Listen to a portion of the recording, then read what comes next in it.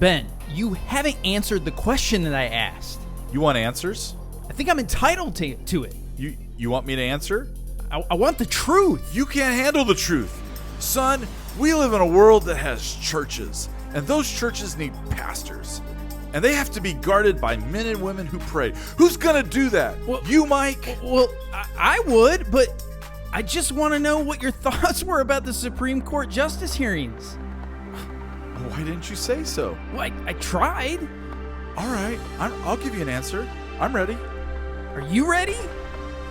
You sure you're ready? I'm ready. Okay, well, this isn't your normal Bible talk. It's the Thinking Cup podcast, and it starts now. Two men. Dude. Come on, dude. 2 cups of coffee. I've never had anything like this. 1 table. This is not your normal Bible talk. This is a podcast. Bringing the tough topics to sip on. Guacamole or guacamole? Whatever. Mike Colburn. I have a tendency to remain quiet. Ben Orian. You haven't told me a dumb dad joke yet today, and I certainly haven't told you one. This is not your normal Bible talk. Oh boy. It's the Thinking Cup podcast. Oh boy. Welcome to the Thinking Cup podcast.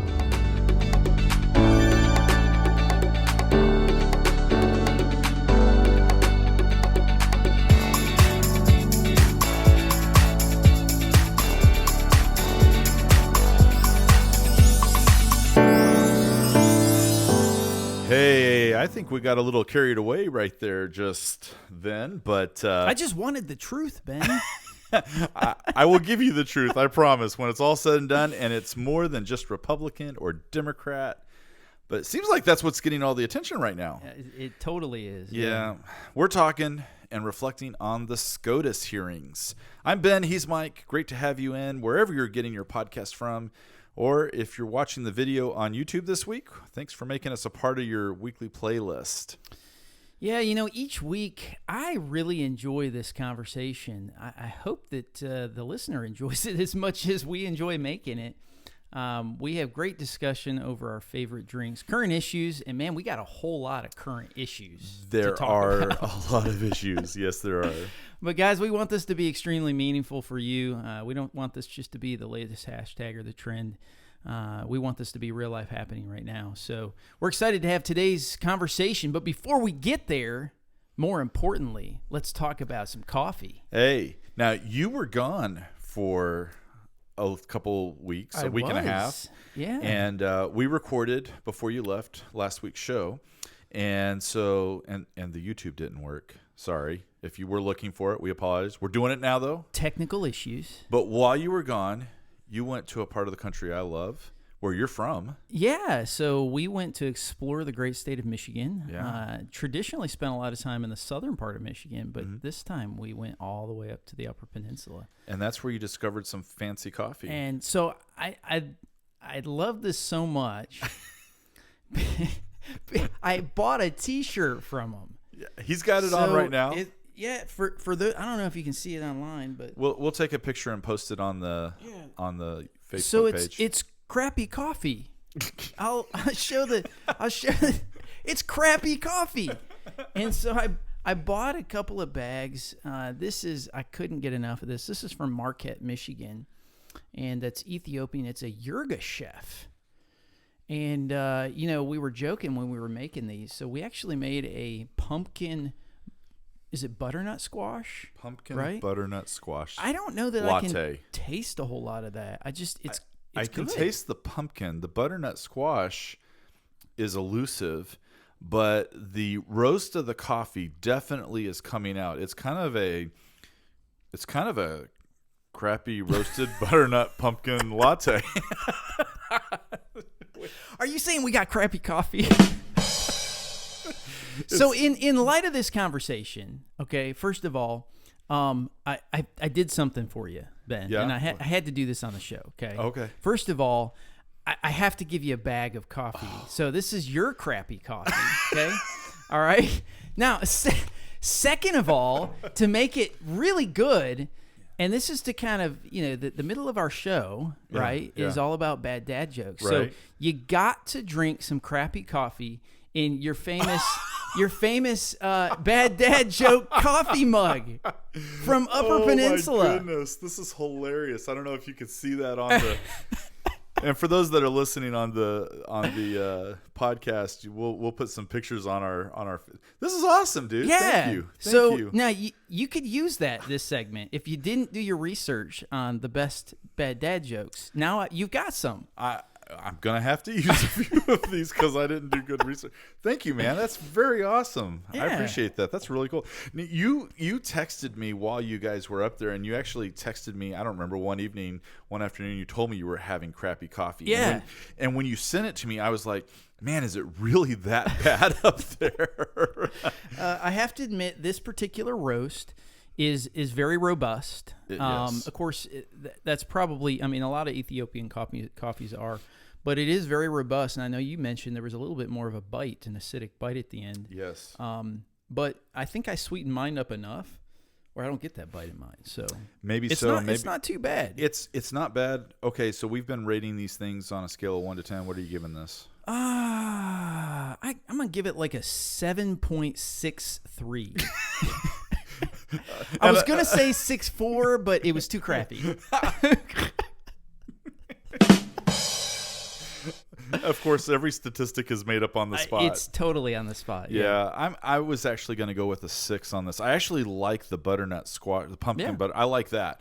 I think I would like that on one of the other roasts that we've tried in recent episodes. But it's not bad. I mean, it's just strong. So here's the thing, man. You've got an entire bag of it. I'm going to enjoy the entire bag. You rated it a 6. So here's the problem. Don't drink these cups back to back because 3 cups back to back will give you a 666. All right. Man, we better get into this, dude. This is going from bad to worse. Let's talk.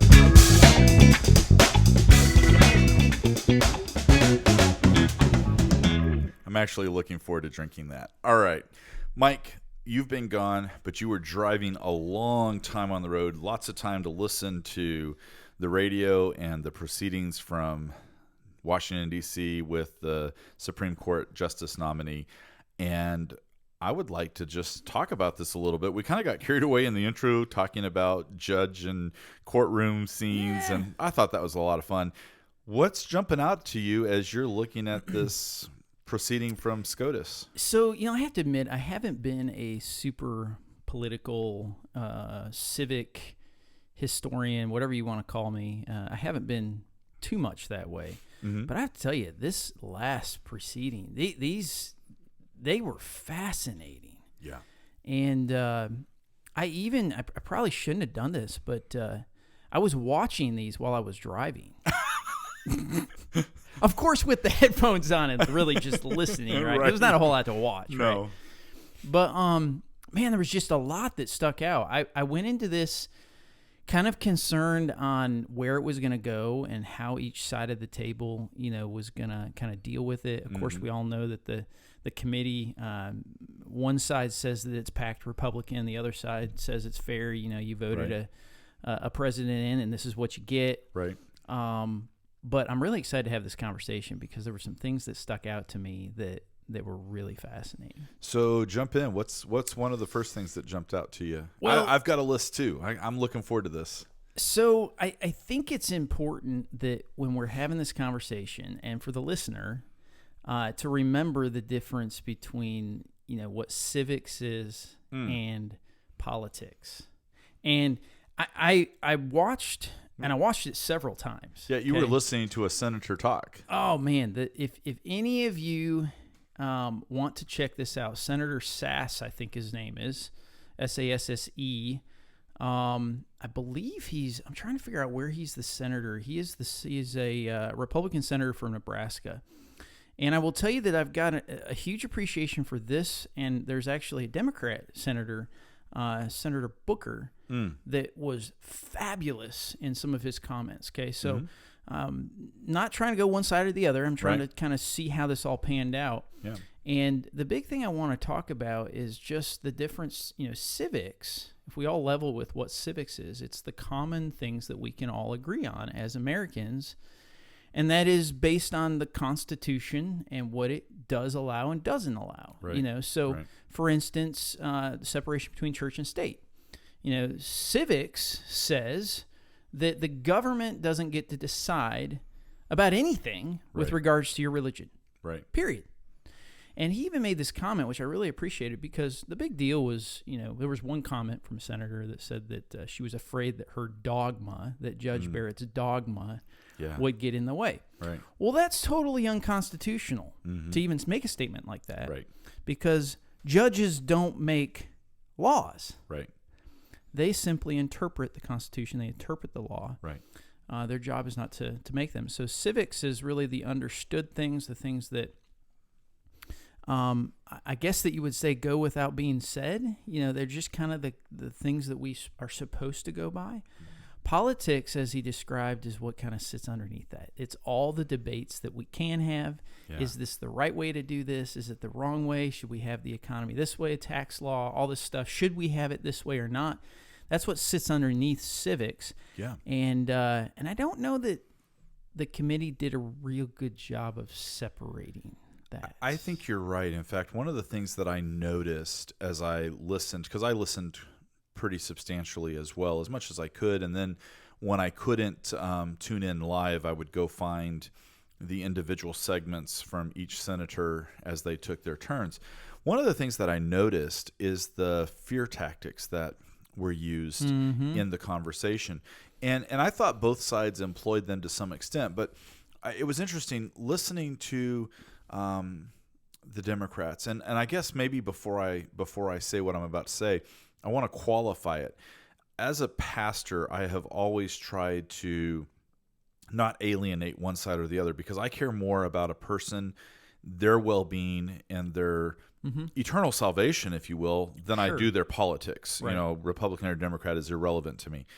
That being said, I did think that the Democrats missed the boat on this. If they're really that upset, as I listened, Democrat after Democrat took the stand and either made speeches without asking questions, or when they did ask questions, it had more to do with the senators' backlash against the president and his politics, which I don't think have any bearing on the high court.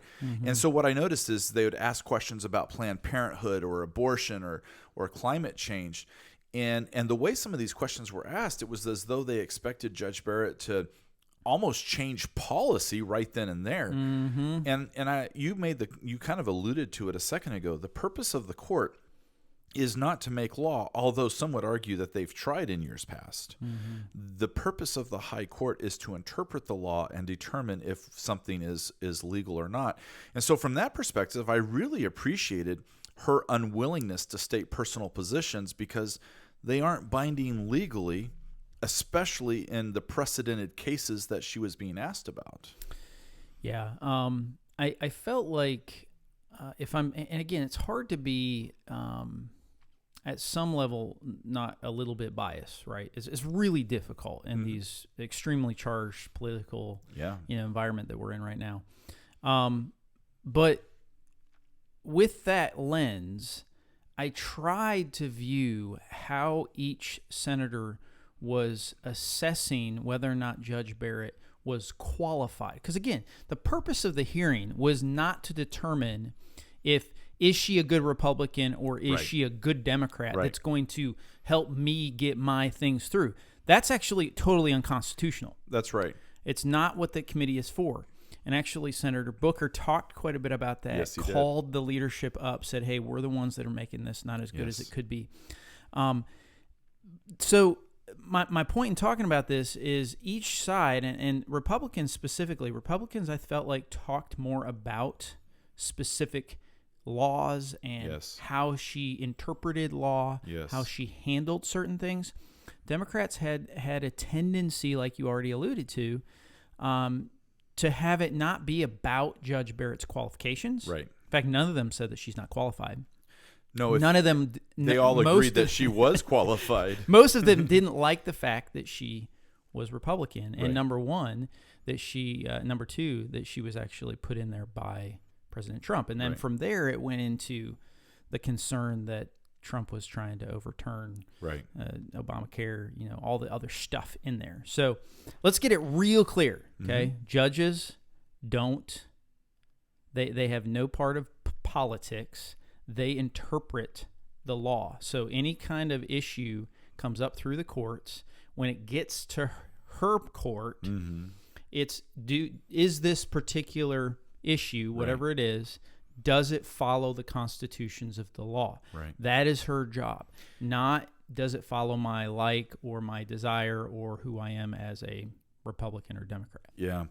I also found it interesting that, I don't hear the Republicans saying, let's overturn Roe v. Wade. I hear the Democrats afraid of Roe v. Wade being overturned. I don't hear as much about the policy being made on the right side of the aisle as I do the left side. I think that's significant. It's also significant that the Democrats are accusing Judge Barrett of not answering over 100 questions.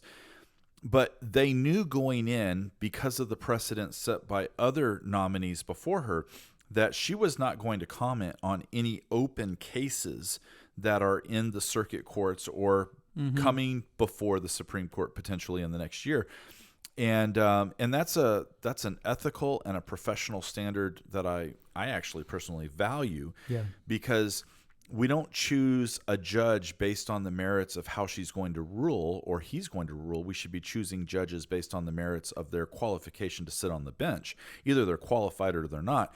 We're not always going to like their rulings, but we can't put judges on the bench who are only going to rule the way we want them to. Yeah. Back to your comment about the fear thing at the very beginning, I was disappointed, to be very, soft about it. I was disappointed that most Democrats took the opportunity to put questions, doubts, and fear in the viewer's mind that this individual who has a spotless record, highly qualified, from both sides of the table, in closed rooms, no matter what you're Republican or Democrat, you would say that she's qualified. But they took the opportunity to kind of create fear that if we do this, now the powers are going to be turned, and now everything's going to go to hell in a handbasket, and it's just going to be awful, and go out and vote. Yeah. Wait, I thought we were in a hearing committee, not a voting committee. Yeah.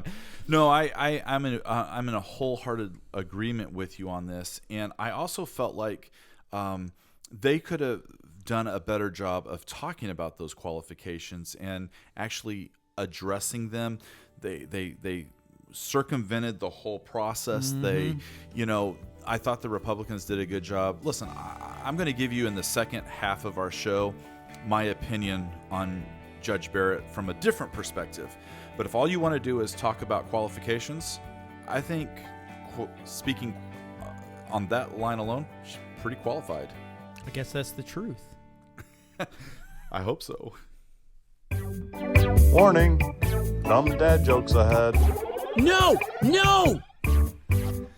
All right, you've been waiting for this one because I got jokes in front of my mug, man.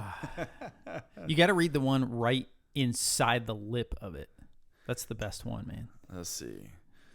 All right. Well, it's hard to find it. There's no punctuation. Why did the coffee file a police report?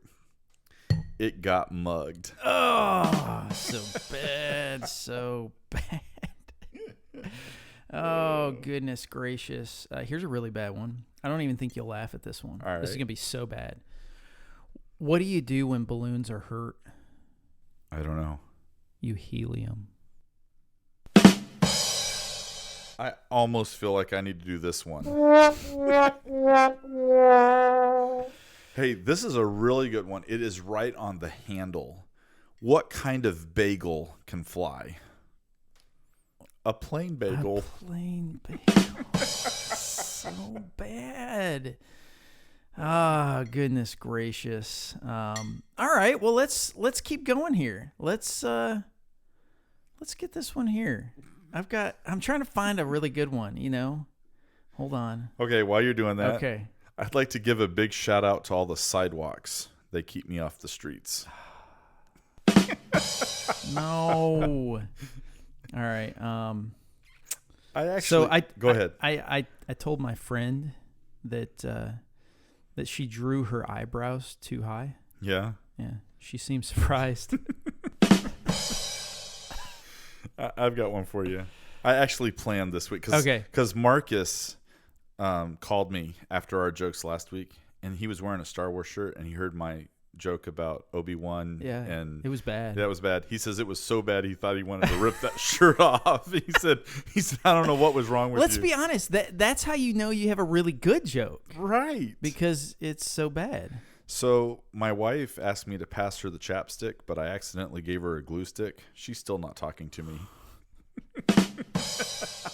Is that why when I called her, all I heard was No. So what kind of shoes do ninjas wear? I don't know. Sneakers.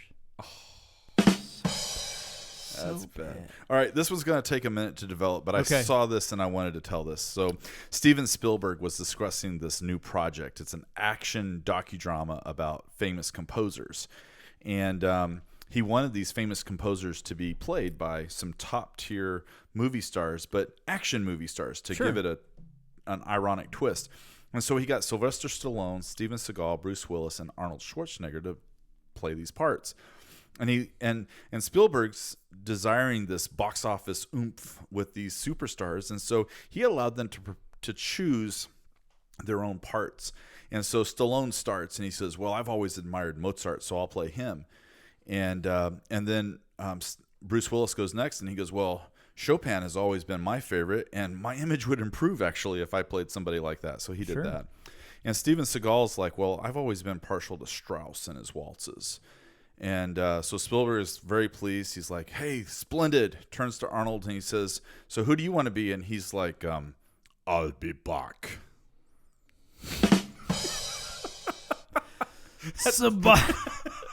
I'll be back. Way too long to develop. Oh, man.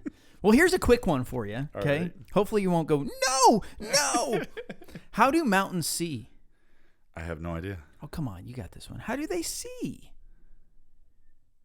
They peek. Guys, you got to see the look on his face. It's probably the same way you feel. It's like you're being let down. Warning, dumb dad jokes ahead. No!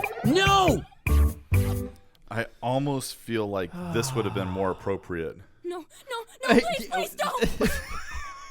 That was so bad. Some are feeling that way, for sure. All right, so we finished talking in the last about the qualifications. I really do think Judge Barrett is highly qualified for this position. Yeah. But that being said, I want to talk about another aspect of this that may Sure. make some people uncomfortable, and that is that how does a person separate their Christian values and the law? Much has been made about Judge Barrett. She's a devout Catholic.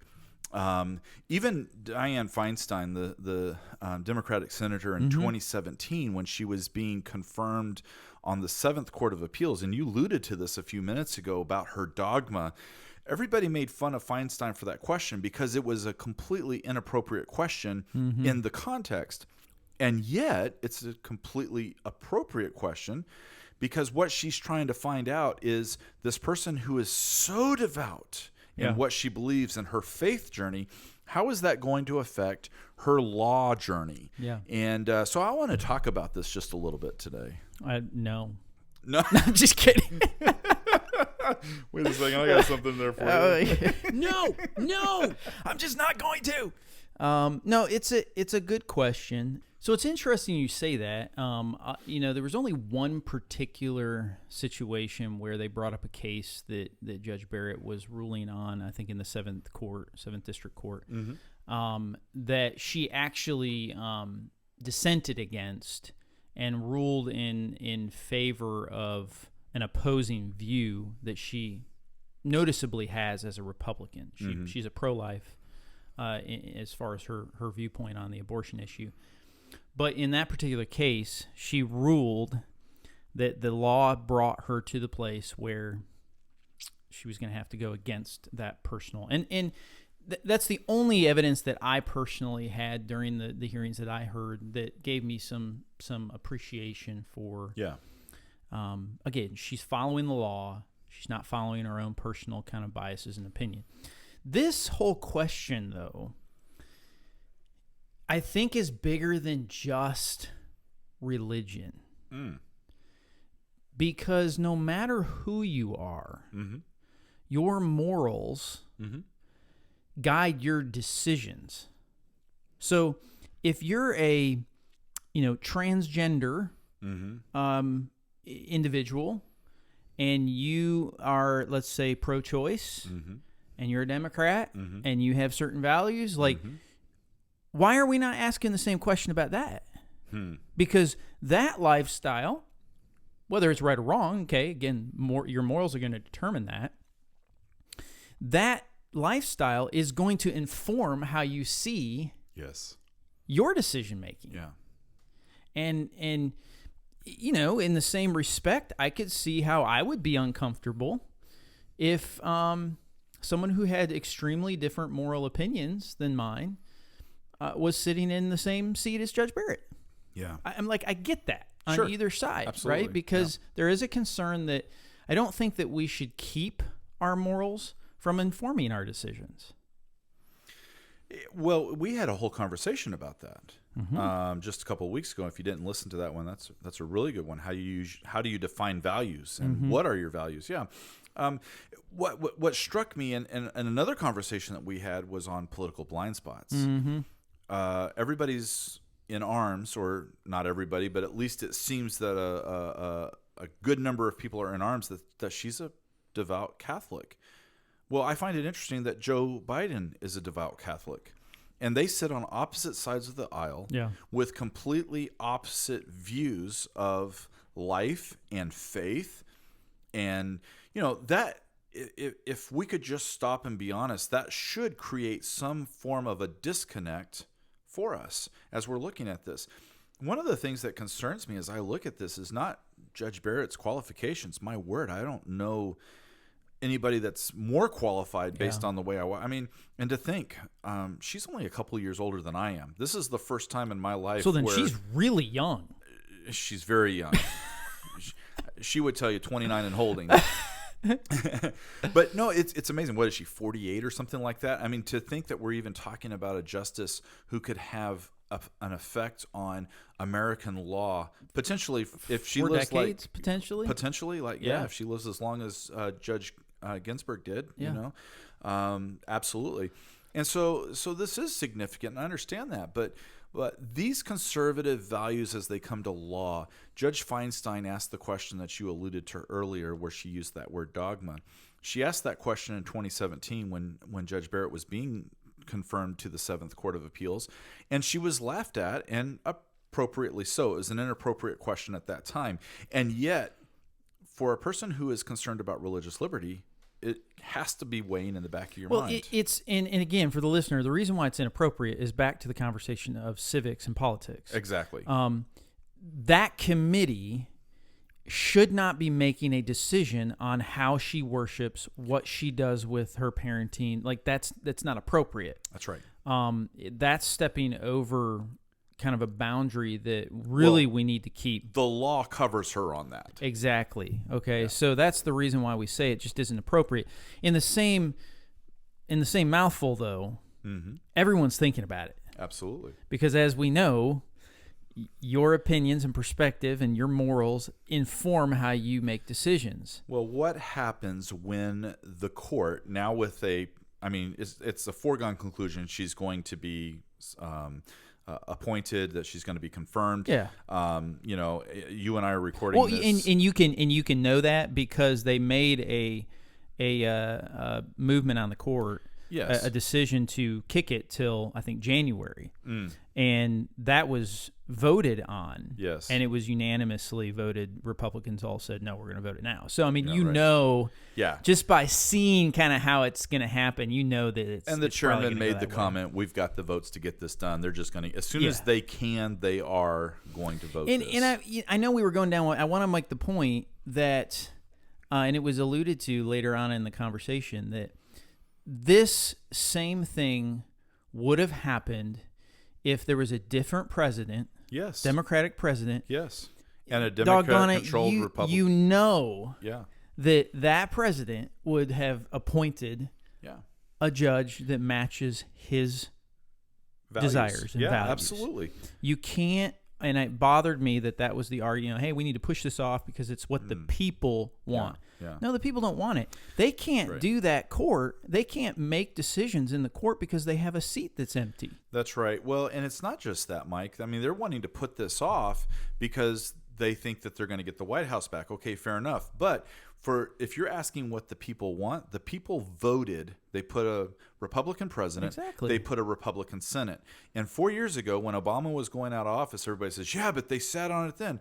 Because it was what the people wanted. You had a Republican Senate who actually got to stay in office after the elections. And so it's what the people wanted. Look, I'm not telling you I agree with that. I'm just telling you that's what happened. Well, and that's this is, the politics again, of it. this is civics versus politics. Politics is the debate in between that sits underneath. Like, that's the way the government is run.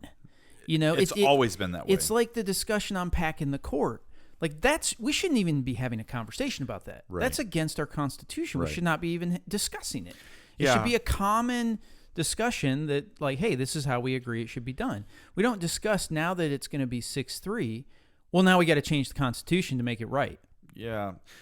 The fact that the court's going 6-3 is of concern to me, but it's of greater concern to me to make the court go to 11 or to 13 or however many people they're talking about wanting to do that.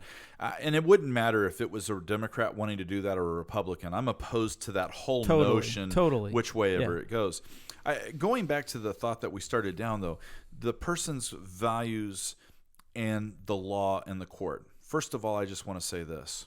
I don't envy Judge Barrett because as a pastor, I am faced with living my life with my values.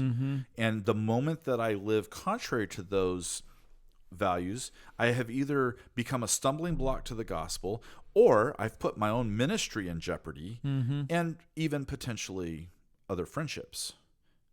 And so I don't envy Judge Barrett for that.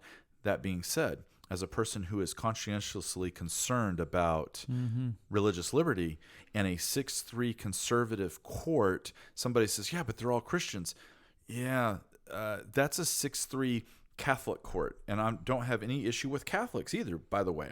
I believe they're great people, and I believe that many of them will be in heaven. I hope all of them are, okay? That's not what I'm trying to say here. But the Catholic faith is at its very core values different than my own faith values. Sure. And as an example for the listener who's wondering, I go to church on Saturday. Catholics go to church on Sunday.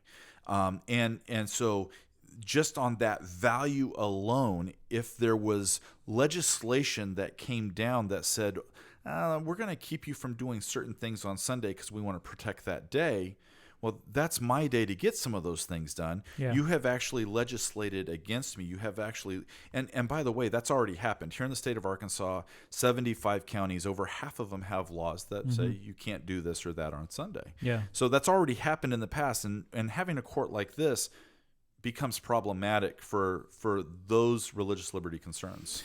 Yeah, I can't disagree with you. My last thought a little bit on this would be if this was in a vacuum and everything was great, okay, everything was okay, everyone abided by the rules, we wouldn't be concerned because a judge is supposed to interpret law. Right. And should keep all religious items, that's all protected under the Constitution. Yeah. But the concern is, as we've seen recently, we've seen an unraveling of some of the constitutional beliefs, some of the underpinnings, and so maybe it's not going to go as well as we think, even though I do think she's highly qualified. Absolutely. So. A word from the Bible. In the beginning was the Word. As I get ready to tell you my word, I actually feel like we could probably continue this conversation. I think there's more that we haven't unpacked there. As long as you give me the truth. I'll give you the truth. You can't handle the truth. All right. The word for today from the Bible is the word Nike. My son won't wear anything but Nike shoes. He likes the swoosh. He likes, bless his heart, he's kind of a LeBron James fan. And I keep telling him that the GOAT is Michael Jordan. But that's another debate for another story, another day, I guess. But the Nike swoosh has become one of the most recognized symbols in all of the world. And kids around the world love wearing them. They wear their shoes, they wear their shirts, they wear the hats. And Nike is actually a big word in our world, and very few people understand where it comes from. You say Nike and they go, oh, tennis shoes, oh, sports brand, whatever. But Nike has been a powerful word in our world for literally 3,000 years. It dates back to the beginnings of the Greek culture. Nike is a Greek word that means to be victorious or to conquer or to overcome. What's really fascinating is that in Greek mythology, Nike is the Greek goddess of victory. She gives the victory in battle. She gives victory in sports competitions. Remember, it was the Greeks who originally started the Olympics, and the victor was Nike. He was the conqueror, and so Ares was the or Nike, the Greek goddess. She was the fastest runner among all the gods, and they always thanked Ares, who was the god of war, and they thanked Nike, the goddess of victory, when they won. It's fascinating. Paul uses this idea when he writes in 1 Corinthians 15, verse 57, thanks be to God who gives us the Nike through our Lord Jesus Christ, who gives us the victory. We get our victory through Jesus. And in Revelation chapter 3, we get another usage of this word Nike, the one who conquers, the one who is Nike, the overcomer. I will grant to him to sit with me on my throne as I have conquered, that is Nike, and sat down at with my Father on his throne. You just think about that. If we could be overcomers here on earth, then we actually are granted to sit with God on his own throne. That's a fascinating thought. And for everyone who has been born of God, everyone who overcomes, that's the word Nike again, in the world. And this is the victory, Nike, that has overcome the world. Think about this. 1 John chapter 5. I'm just going to use the word Nike. You use the word overcome. For everyone who has been born of God, Nike's the world. And this is the Nike that has Nike'd the world, our faith. The thing that beats the world is our faith. Who is it that Nike's the world except that the one who believes that Jesus Christ is the Son of God? Nike is victory in life because of Jesus' victory in death. Whenever you see the Nike symbol, you can rejoice, you can be happy, you can be excited, because Nike isn't just about a pair of shoes. It's about what God has done for you. A word from the Bible. In the beginning was the Word. Man, what a conversation we've had today, Mike. We went places I didn't think we were going to go. Well, I think that's bound to happen with political questions, right? Discussions. It is, but I'm going to give you the last word. Well, it's about time. Man, final thoughts. A couple of things I'm thinking. I actually like crappy coffee. I'm thinking about that, which has nothing to do at all with our real discussion. Really, the importance of separation between church and state. And I realize after watching, I probably watched 6 or 7 hours of the hearings, maybe even more, that I need to be better informed with less filter through the media. So here's what I really, again, taken away from this conversation. We had a great discussion. We went down rabbit holes I didn't think we were going to go down. But we need to be informed with what really is going on. Yes. And the only way that we can do that is to actually watch and pay attention to the real interactions on Capitol Hill. Not the filtered ones that come through us through the different news stations that have their own political agendas. That we need to pay attention to how our religious liberties are being challenged. We need to pay attention to who we're voting for, why we're voting for them, that we're not voting through emotions. We're not voting just because of a particular party. Right. That we're doing it because we feel like this is the right decision based on our morals and what we that is our privilege as a United States citizen, to have the privilege of voting in someone. And this back to this importance of separation in church and state. I don't think we understand how privileged we are to have the religious freedoms that we have, to have a constitution that was set up to prevent the government from making those decisions. I have to say, I've been born into this privilege. I don't understand how beautiful it is because it's all I've known. Right. But I am so grateful, and we need to do everything we can to protect that. We need to do everything we can to be informed about what's going on. That's my final thoughts after a nice crappy cup of coffee. Such good conversation today. I enjoyed it.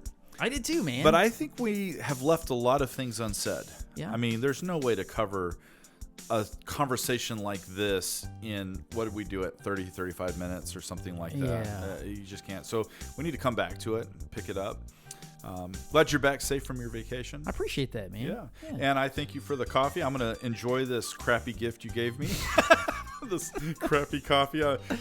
Yeah, I'm looking forward to it, actually, and I'm going to love drinking out of the mug. I'm glad it's a 20-ounce mug, not an 8-ounce mug. It's go big or go home, man. Man, I'll tell you what. In fact, I may bring it with me next week to record again. Do it. That's right. Hey, thanks for joining us today, wherever you are. We appreciate you being a part of our playlist on Apple or YouTube or Pandora. We're on iHeartRadio, wherever you get your podcasts. Thanks for making us part of your daily playlist.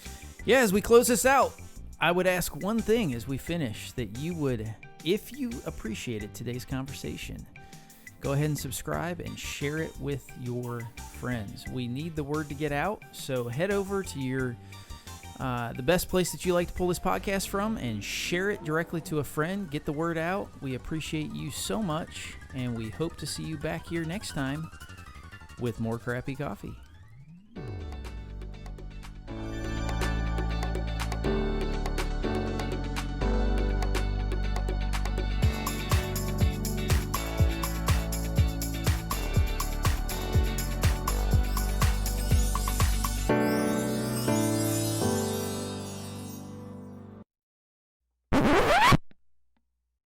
I'll be right here talking.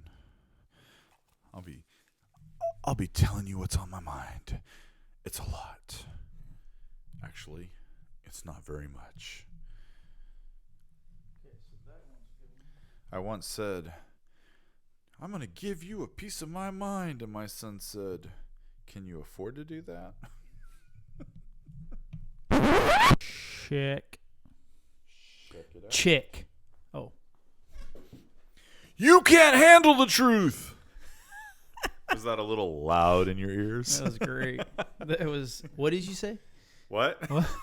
Huh? My mom would say, "Can you hear me?" And my dad would be like, "What?" She'd be like, "Can you? What? You idiot!" What'd you say? And it really gets into a term that in religious liberty, dude, we gotta back up. It's all right. Just go back into it. Yeah, we need. I want to go. Talking about Judge Gorsuch's really. What's his name? I don't know. I just totally botched that, and I said Gorsuch. You said. And then I lost my total train of thought. So Speaking of crappy coffee, you remember Judge Gorsuch? and so I was trying to save it, and I just realized I have no idea what I was talking about. I said.